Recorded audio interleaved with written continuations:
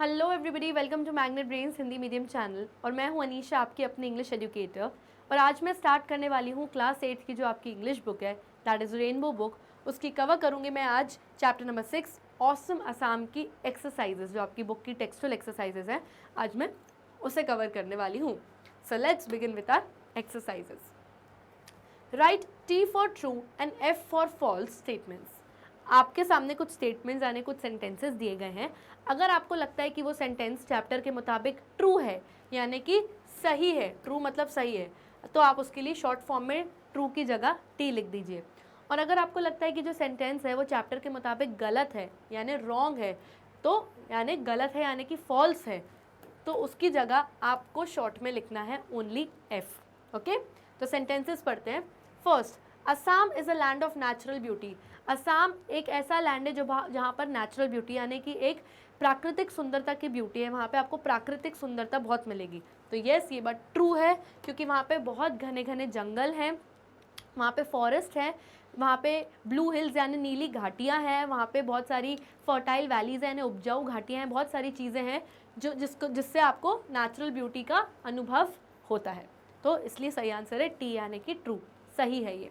Next, the north eastern states of India are known as the seven sisters. जो north eastern states हैं India की, यानी जो उत्तरी पूर्वी दिशा के जितने भी राज्य हैं हमारे हिंदुस्तान के, उनको हम सेवन सिस्टर्स कहते हैं, यानी कि 7 बहनें कहते हैं। दैट इज़ ट्रू ना। मतलब जो बीच में असम है, नॉर्थ ईस्टर्न का मतलब क्या होता है, मान लीजिए ये आपका इंडिया का मैप है, इसको मान लीजिए क्योंकि थोड़ा सा वैसे ही बनाया है, नॉर्थ साउथ ईस्ट वेस्ट यानी कि उत्तर दक्षिण पूरब पश्चिम। तो नॉर्थ ईस्टर्न यानी कि उत्तर और पूर्वी दिशा में जितने भी यहाँ पर 7 राज्य, 7 यहाँ पर जो स्टेट्स आते हैं, उनको हम सेवन सिस्टर्स कहते हैं, जिसमें असम होता है और उसके आसपास के जो 6 राज्य हैं वो, जिनमें से कुछ के नाम अगर मैं आपको बता दूं तो त्रिपुरा हो गया, मेघालय हो गया, मिजोरम हो गया, नागालैंड हो गया, है ना। वो सारी चीज़ें सब मिला के 7 सिस्टर्स बनते हैं। ओके, अगर आपने मेरा एक्सप्लेनेशन का वीडियो देखा होगा तो विद इन अ सेकेंड आप सारे आंसर्स बता देंगे। तो ये ट्रू है। Next, you can go by train to see wild animals in the wild life sanctuary of Assam. जो असम की वाइल्ड लाइफ सेंचुरी है, यानी जो वो एरिया है जो सरकार जिसकी देखभाल करती है, जहाँ पे आप अलग अलग एनिमल्स को, जीव जंतुओं को देखने जा सकते हो। तो अगर आपको वहाँ पे अलग अलग एनिमल्स को देखना है तो आपको ट्रेन से जाना पड़ेगा। तो ये बात बिल्कुल फॉल्स है, बिल्कुल गलत है, क्योंकि अगर आपको वाइल्ड लाइफ सेंचुरी घूमना है तो आप जीप में जा सकते हो, ओपन जीप जो होती है, आप कार में जा सकते हो, मिनी बस में जा सकते हो, टिकट दे के पैसे दे के टिकट लो एंड इन सब पे जा सकते हो। और वहाँ पर हाथी, तो आप हाथी की सवारी अभी है, एलिफेंट बैक पर बैठ के भी आप हाथी की सवारी से पूरी सेंचुरी घूम सकते हो। तो ट्रेन से ऑब्वियसली नहीं जा सकते। Next, Bihu is a folk dance of Assam. अब ये थोड़ा सा ट्रिकी क्वेश्चन है, इस पर ध्यान दीजिएगा। बिहू असम का फोक डांस है, यानी कि वहाँ का मेन डांस है। तो मैं आपको बता दूं कि बिहू वहाँ का मेन फेस्टिवल यानी सबसे मेन वहाँ का मनाने जाने वाला त्योहार है। और बिहू डांस यानी कि बिहू डांस, अगर यहाँ पे लिखा रहता बिहू डांस, अगर ये पूरा लिखा रहता कि Bihu dance is the folk dance of Assam, तो ये स्टेटमेंट ट्रू होता यानी कि सही होता। लेकिन यहाँ पर सिर्फ क्या लिखा है, बिहू। तो बिहू तो वहाँ का सबसे मेन फेस्टिवल यानी त्योहार है। तो Bihu is the folk dance of Assam, ये फॉल्स है, क्योंकि बिहू तो वहाँ का मेन फेस्टिवल है, बिहू डांस वहाँ का मेन डांस है। पूरा लिखा होना चाहिए Bihu dance. Okay, next, car races are held in Assam during Bihu festival.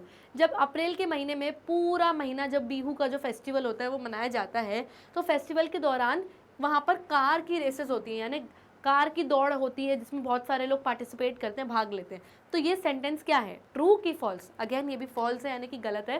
क्यों? क्योंकि वहाँ पर बोट रेसेस होती है, यानी नाव को लोग डेकोरेट करते हैं और उसमें फिर रेस करते हैं, और दूसरी जो ऑडियंस जो होते हैं वो नदी के किनारे बैठकर वो पूरा रेस देखते हैं और एंजॉय करते हैं। तो कार रेसेस नहीं होती, बोट रेसेस होती हैं।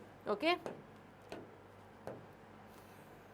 Next, fill in the blanks with the words given in the box. अब आपके सामने कुछ वर्ड्स दिए हैं बॉक्स में और नीचे कुछ सेंटेंसेस दिए हैं। आपको सेंटेंस पढ़ना है और सेंटेंस के मुताबिक जो सही वर्ड वहाँ पे फिट हो रहा है उसको आपको बॉक्स में से चूज़ करना है, यानी चुनना है और लिखना है। पहले सारे बॉक्स के वर्ड्स देख लेते हैं। पहला वर्ड है सेलिब्रेटेड, यानी किसी भी त्यौहार को जब आप सेलिब्रेट करते हो, मनाते हो, डाइवर्स, डाइवर्स यानी अलग अलग, डिफरेंट डिफरेंट, ओके। ऑक्यूपेशन यानी कि व्यवसाय, अगर जैसे असम का मेन ऑक्यूपेशन क्या है, एग्रीकल्चर यानी कि खेती बाड़ी, तो मेन काम जो वहाँ के लोग करते हैं पैसे कमाने के लिए उसे हम ऑक्यूपेशन कहते हैं। रिलीजन्स यानी अलग अलग धर्म। सबसे पहला देखते हैं, agriculture is the main dash in India. Agriculture हमारे इंडिया का, हमारे हिंदुस्तान का क्या है, मेन ऑक्यूपेशन है, क्योंकि हमारे देश में सबसे ज़्यादा खेती बाड़ी कृषि का काम होता है, तो ऑक्यूपेशन आएगा, okay. Next, people of various dash live in India. लोग अलग अलग तरीके के डैश रहते हैं इंडिया में, तो people of various religions live in India, यानी अलग अलग धर्म के हिंदुस्तान में लोग रहते हैं, हिंदू, मुस्लिम, सिख, ईसाई, पंजाबी, ब्राह्मण, सिंधी, हर टाइप के लोग रहते हैं। तो अलग अलग तरीके के रिलीजन्स के जो लोग होते हैं, धर्मों के जो लोग होते हैं वो हिंदुस्तान में रहते हैं, तो यहाँ वर्ड आएगा religions. Next, all the festivals are dash with great enthusiasm.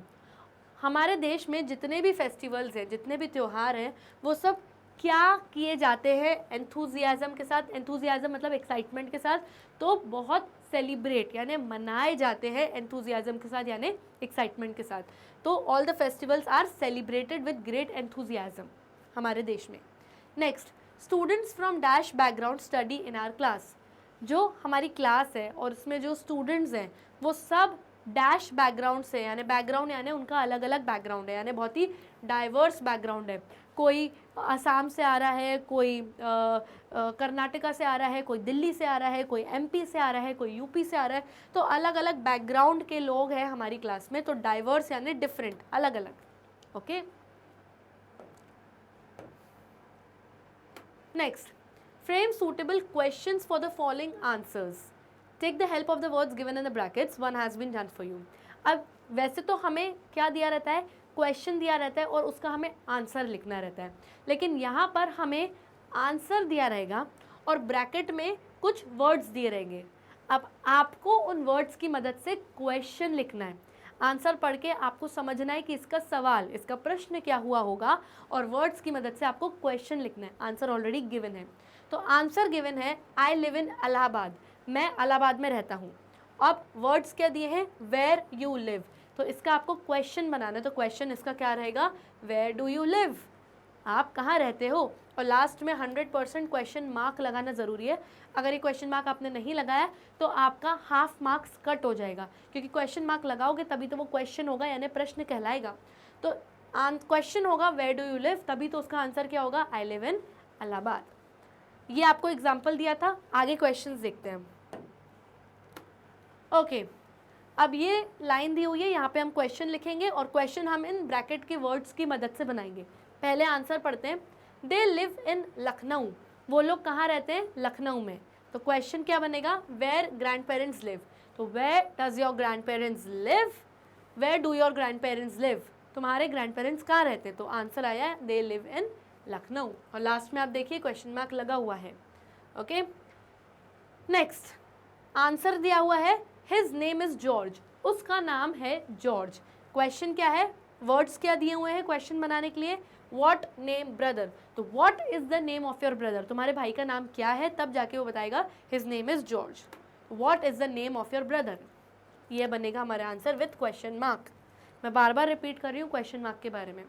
Next, answer क्या दिया हुआ है, माई बेस्ट फ्रेंड इज पूजा, मेरी बेस्ट फ्रेंड कौन है, पूजा। अब वर्ड्स क्या दिए हुए हैं, हु बेस्ट फ्रेंड, तो क्वेश्चन क्या बनेगा, who is your best friend, तुम्हारी बेस्ट फ्रेंड कौन है, तब जाके तो आंसर आएगा माई बेस्ट फ्रेंड इज पूजा। तो who is your best friend, question mark, okay. Next, read and understand के अंदर आपके पास कुछ क्वेश्चंस हैं। पहले कॉन्सेप्ट देखते हैं क्या है, फिर इसकी एक्सरसाइज सॉल्व करते हैं। कॉन्सेप्ट देखते हैं, too plus adjective is use to mean more than necessary. Too का मतलब TOO, टू का मतलब क्या होता है, बहुत, बहुत ज़्यादा। और एडजेक्टिव का मतलब क्या होता है, विशेषण। जब हम किसी भी संज्ञा या नाउन की जब हम विशेषता बताते हैं तो उसे हम विशेषण कहते हैं, ठीक है। जब ये शब्द टू है वो आप लगाते हो और साथ में कोई भी एडजेक्टिव यानी विशेषण लगा लेते हो, तो इसका मतलब ये है कि कोई चीज़ ऐसी है जो ज़रूरत से ज़्यादा हो रही है।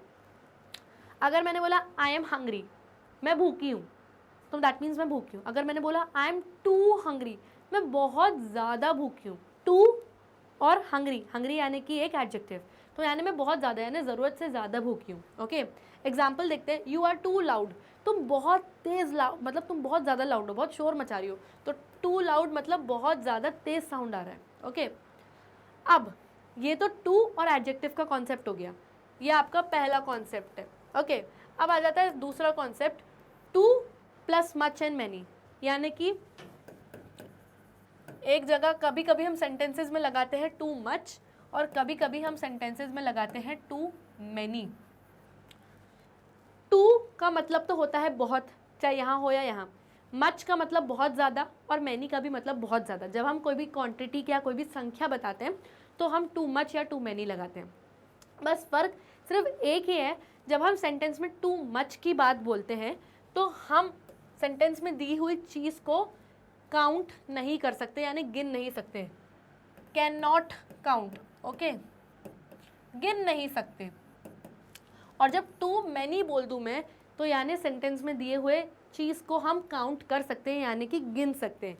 तो कैन काउंट यानी कि गिन सकते हैं। ठीक, एग्जाम्पल देखिए, अगर यहाँ पे बोला गया है there is too much traffic during rush hours in my city. जो रश आवर्स होते हैं यानी वो घंटे जब बहुत रश होता है, जब बहुत भीड़ होती है, शाम का समय जब ऑफिस वगैरह छूटते हैं तब, तो मेरे शहर में जब रश आवर्स होते हैं तो टू मच ट्रैफिक होता है, यानी बहुत ज़्यादा ट्रैफिक होता है। तो ट्रैफिक के बारे में बोला जा रहा है कि ट्रैफिक टू मच है। अब क्या ट्रैफिक को आप काउंट कर सकते हो कि कितना ट्रैफिक है? नहीं कर सकते ना, इसलिए to much traffic, can not count, इसको आप गिन नहीं सकते। और अगर मैंने बोल दिया I am very busy today, I have too many things to do, आज मैं बहुत बिजी हूँ, बहुत व्यस्त हूँ। क्यों? क्योंकि I have too many things to do, मुझे बहुत सारी चीज़ें करनी हैं। थिंग्स यानी चीज़ें, चीज़ों को तो आप गिन सकते हो ना कि आज मुझे कपड़े धोने हैं, आज मुझे पढ़ाई करनी है, आज मुझे शॉपिंग करने जाना है, आज मुझे सारे कपड़े प्रेस करने हैं, तो आप गिन सकते हो सारी चीज़ों को। यस, तो गिन सकते हो, इसलिए आपने क्या लगा दिया? Too many. टू मैनी को कैन काउंट। एक्सरसाइज देखते हैं। Now complete the sentences with too, too much और टू मैनी। आपके सामने कुछ सेंटेंसेस गिवन है और सेंटेंस पढ़ के आपको फिल करना है किस जगह पर सिर्फ टू आएगा यानी बहुत, किस जगह पर टू मच आएगा या किस जगह पर टू मैनी आएगा, यानी किस जगह आएगा बहुत, किस जगह आएगा बहुत ज़्यादा जिसको आप गिन नहीं सकते, या किस जगह आएगा टू मैनी यानी बहुत ज़्यादा, इसको आप गिन सकते हैं। ओके, तो सेंटेंसेस देखते हैं। First sentence, the smell of this flower is dash strong. जो इस फ्लावर की स्मेल है, जो सुगंध है, वो डैश स्ट्रॉन्ग है, यानी बहुत ज़्यादा स्ट्रॉन्ग, यानी बहुत तेज़ खुशबू आ रही है इसमें से। तो यहाँ पे क्या आएगा? टू, टू मच या टू मैनी। अब स्ट्रॉन्ग क्या है? स्ट्रॉन्ग एक एडजेक्टिव है, यानी कि एक विशेषण है। तो ऐसी कौन सी, क्या इसमें से कौन सा ऑप्शन है जिसके बाद हमेशा एक विशेषण यानी एडजेक्टिव लगता है? तो टू आएगा, क्योंकि सिर्फ टू होता है तो उसके बाद हमेशा एडजेक्टिव आता है, और स्ट्रॉन्ग एक एडजेक्टिव है यानी कि विशेषण है। आप यहाँ पे टू मैनी नहीं लगा सकते क्योंकि स्ट्रॉन्ग को आप काउंट नहीं कर सकते। आप यहाँ पे टू मच भी नहीं लगा सकते। क्यों? क्योंकि यहाँ पर एडजेक्टिव है। टू मच या टू मैनी के बाद हमेशा नाउन आएगा, और टू के बाद हमेशा क्या आता है? एडजेक्टिव। सिंगल टू के बाद हमेशा एडजेक्टिव आता है, और टू मच या टू मैनी दोनों के बाद नाउन यानी कि संज्ञा आता है। और यहाँ पे स्ट्रॉन्ग था जो कि नाउन नहीं है। Next, don't by this oil, it has dash fat in it. इस ऑयल, इस तेल को मत खरीदो क्योंकि उसके अंदर डैश फैट है, बहुत मोटापा है, बहुत फैट है। ओके, तो अब यहाँ पर फैट है। फैट यहाँ पर मोटे वाले फैट की बात नहीं हो रही, यहाँ पे फैट यानी जो फैट्स होते हैं ना, जैसे विटामिन, फैट्स, कार्बोहाइड्रेट्स, उस वाले फैट्स की बात हो रही है यहाँ पर, यानी चर्बी है, चर्बी की बात हो रही है। तो चर्बी कोई आपका एडजेक्टिव नहीं है, चर्बी आपका नाउन है। तो यहाँ पे टू मच आएगा कि टू मैनी। अब चर्बी को हम काउंट कर सकते हैं क्या? नहीं कर सकते। कितनी चर्बी आपके अंदर, आपको क्या पता? आप काउंट नहीं कर सकते, तो इसलिए यहाँ पे आएगा टू मच। एक second, too much. Okay, too much fat, क्योंकि फैट आपका नाउन है, और टू मच और फैट को आप काउंट भी नहीं कर सकते। Next, I can't accept this document, it has dash mistakes. मैं ये जो डॉक्यूमेंट है आपका उसको एक्सेप्ट नहीं कर सकता, ले नहीं सकता। क्यों? क्योंकि इसमें डैश मिस्टेक्स हैं, यानी गलतियां हैं। अब गलतियां क्या होता है? एक नाउन होता है, एक संज्ञा होता है। और क्या आप गलतियों को काउंट कर सकते हो? मिस्टेक्स को काउंट कर सकते हो? यस, काउंट कर सकते हो कि 10 गलतियां कि 20 गलतियां। और अगर काउंट कर सकते हो तो आएगा too many. Okay, next, she has dash friends. उस लड़की के डैश फ्रेंड्स है, दोस्त हैं। टू फ्रेंड्स है क्या? तो टू नहीं हो सकता क्योंकि फ्रेंड्स तो नाउन है। अगर टू लगाना है तो एडजेक्टिव होना चाहिए, विशेषण होना चाहिए, तो टू नहीं आएगा। टू मच, क्या इस नाउन को फ्रेंड्स है? फ्रेंड्स आपका नाउन है, एक संज्ञा है, क्या आप इसको काउंट कर सकते हैं? यस। कितने दोस्त हैं? 10 हैं, 20 हैं, 15 है, 5 है, 2 है, कितने हैं? आप काउंट कर सकते हो। तो यहाँ पर आएगा टू मैनी।